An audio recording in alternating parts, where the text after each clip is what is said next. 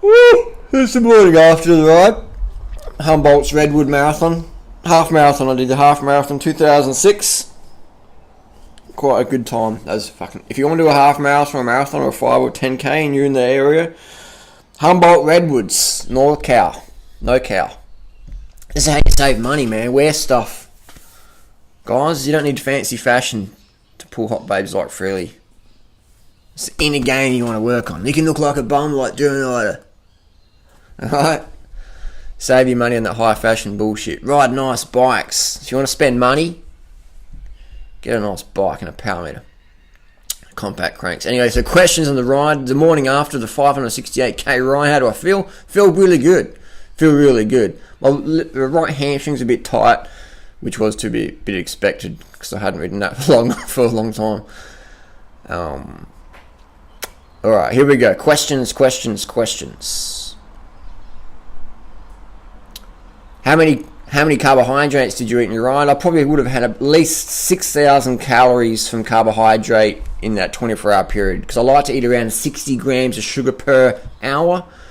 I follow the rule. A good rule to follow is 1 gram of carbohydrate per kilo of body weight per hour. So I'm about 65 kilos around about, so 60, 65, 70 grams of carbs per hour, and that avoids your bonking. Bonking means, that's a cyclist term, when you run out of muscle glycogen. It's getting really low. It's like your fuel tank's on, just dropping, you go up a little hill and it's just like, oh my god, this is like Mount Everest. You're done. Or if you're a runner, they call it hitting the wall, where you go from 4-minute pace down to 8-minute pace and you're just creeping along because your body's going into ketosis.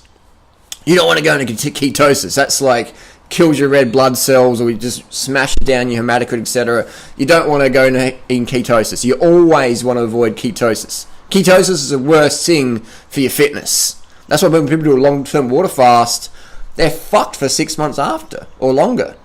It takes them so long to rebuild their red blood cell count on that because it just wipes you. So I would not recommend skipping carbs or bonking. Always avoid ketosis when you can. So by eating the carbohydrates every hour, that helps me overcome that. And it's the same. People go, oh, hang on, but you're okay, Harley. I understand now. You eat a lot of carbohydrates because you're a cyclist and you're really fit and you ride up the mountains. I don't need to do that. I just I don't know. If you've got a boring life and you want to spice it up, eat fucking more carbohydrates so you got the fucking energy to do shit. Get shit done. Write down some goals. What the fuck do you want to achieve in life? Write those goals down. Carve the fuck up. Smash in the water. Go out there and fucking do it. Do it. Don't fuck around in life. Have some goals. Carve the fuck up. Do it. I did this ride with no caffeine.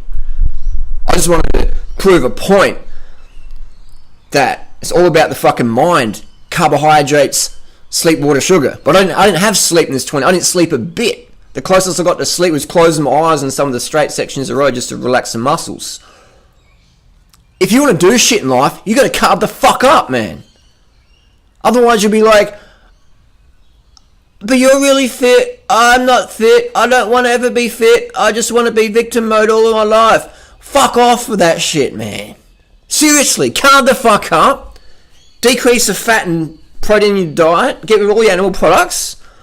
Drop caffeine for a few months or years or whatever, like I've done before.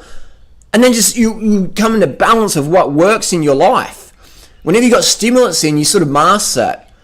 So I wanted to prove a point here. I did 568 kilometers on my bike, no support. I didn't have a car follow me, hand me bottles, and that's fine if you do have that. I want to do it just raw, fucking no support, no stimulants, just sugar and waters, just to show people what you can do after 13 years in a vegan diet. But if you need to get the carbohydrates in, you can't eat as much as me unless your body needs as much as me. People think, oh, I could eat as much. You couldn't fucking eat as much as me, man. You say how much I eat. And if you could eat as much as me, it means you need to eat as much as me. Or the next person or whatever. You need to eat as much as you want to fucking eat.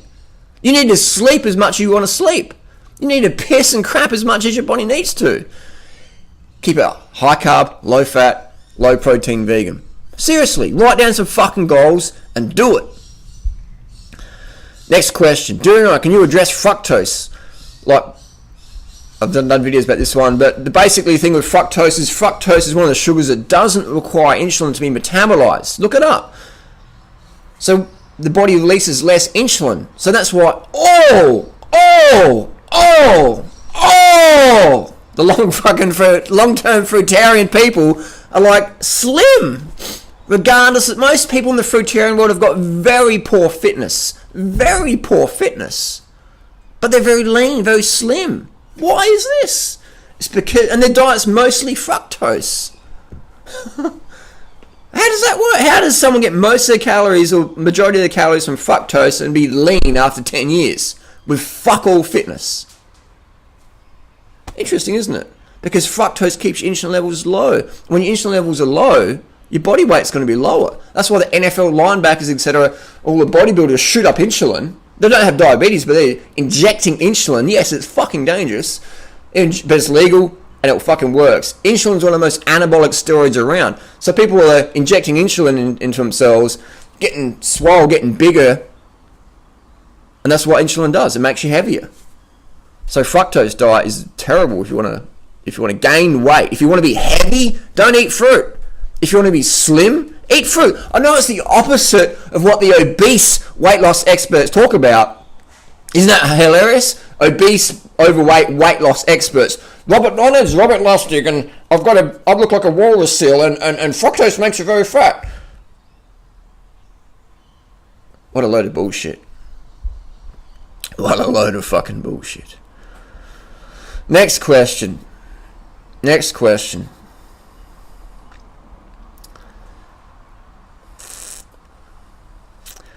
What about saddle sores? Did you get any saddle sores? I don't get saddle sores after just a 24-hour ride. Saddle sores is basically when you get a little bit of an abrasion on your ass, a bit of chafing, and it might get like a little hair follicle gets caught in there and you just get like a little pimple boil, and it can be like really painful.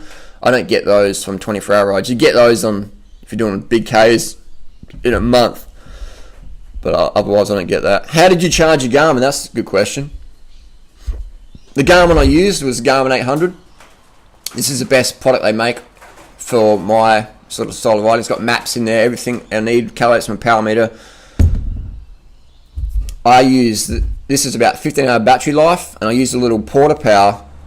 This is a USB rechargeable thing, battery pack, whatever you want to call it. So you plug in the USB cable. Had this in a little top tube bag from Elevate Designs. I'll put the link down below. And I'm not sponsored by these guys or anyone. I'm just showing you what I use. And that just plugs in your Garmin, and you can run it for another 24 hours or whatever. So I use that. That's people go, how did you do 568 kilometers on just one? No. Sneaky time. Had a little portable charger. What lights did I use on the back? I had, this is the Night Flux Red Zone 8.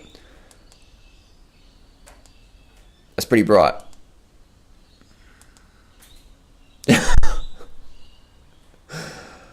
So this is, I had this zip tied to my chain stay because I had a saddlebag on. So this is zip ties to your rear seat stay rather. So I use that. It's got like a 100-hour runtime in some settings, 48 hours, 8 hour, depending on what setting you got it on. I had it on the bright flashing, and it was great. It worked fine. So that's basically what I did